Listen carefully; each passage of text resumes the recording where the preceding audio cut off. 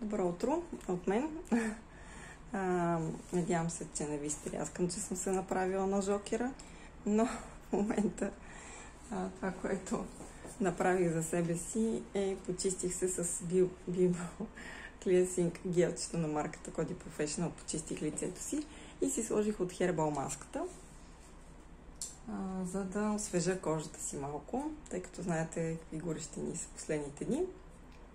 Тя е леко резидава на цвят, кремообразна, 100 мл. Така само да видя дали някъде... ето. Тук пише 100 мл, макар че може би не ми фокусира добре. Така ще се опитам. Не успява. 100 мл е самата маска и е доста икономична. Цената е 11 лева, а моите клиенти ползват и отстъпка, така че това е един супер продукт, който според мен всяка една жена трябва да има вкъщи, може да се ползва от цялото семейство, от тинейджерите до зряла възраст.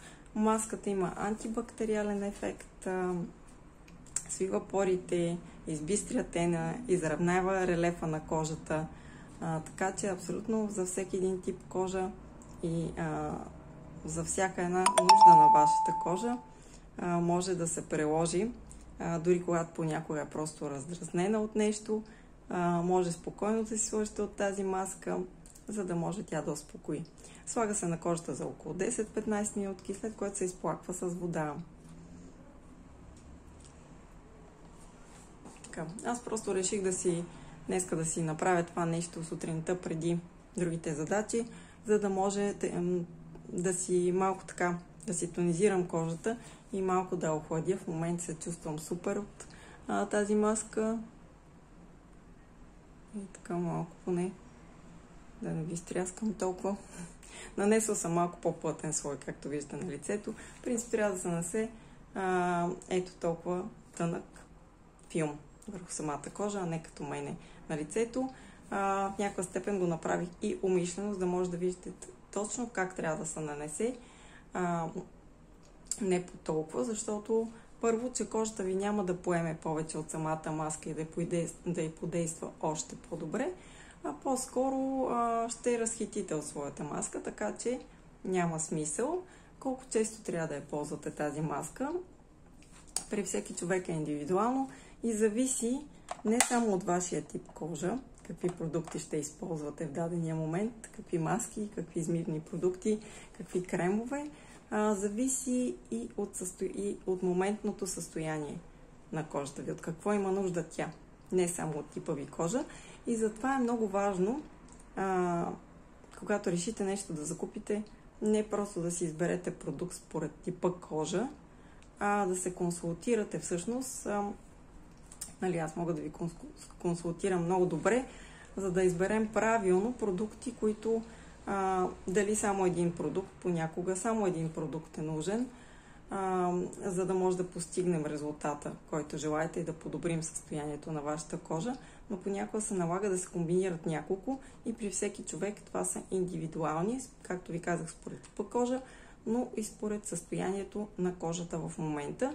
Понякога трябва и нещо в храненето леко да се промени, за да може кожата да изглежда още по-добре. Така че си е нужна консултация и ако имате нужда, специално за продуктите на марката Coty Professional, аз съм на среща, ще ви консултирам, за да може да изберете правилно това, което ви е необходимо. На някои от продуктите има малки разфасовки, мога да ви изпратя съответно, да пробвате, да видите как ще си усетите кожата и да прецените дали това е вашия продукт, който искате да поръчате.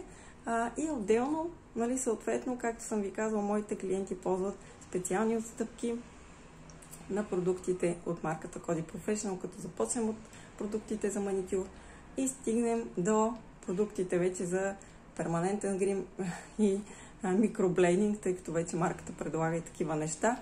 Минем през бялата козметика, през нещо ще пропусна със сигурност, брандираните ни продукти, бяла козметика, грим продукти и продукти за педикюр, лична грижа и маникюр, лична грижа. Така че обръщайте се към мен, ако нещо чуете дали марката го предлага и не знаете. Просто ми звънете един телефон, питайте ме и аз ще ви отговоря. Така с удоволствие, за да може наистина моята цел е да се чувствате да сте намерили точния продукт за вас, а не да хвърляте пари на вятъра. Затова за това и да си пълним, всички сме си напълнили шкафовете с някакви козметични продукти, които ги купуваме понякога по инерция в магазините, просто защото нещо ни е харесало, как изглежда, как мириши и някакви такива неща. Така че моята идея е да човек да има възможно по-малко козметика, но тази, която му е важна и необходима, за да може да се използва срока на годност и да не я изхвърля в един момент, без да я използвал или да е използвал мъничко само от нея. И така, ако и вие сте на същото мнение, ще се радвам да ми пишете коментари или да свързвате с мен, ако имате нужда или ако имате желание да направя нещо, някакво конкретно видео, което на вас с някаква тема, която на вас ви е интересна. Ще се радвам да го направя. Сега ще измия маската от лицето си и ще я почистя от деколтето си. Тъй като на лицето ми престоя повече, първо ще започна от лицето. Ще спра за малко, за да не ви отекчавам, да я почистя и ще продължа.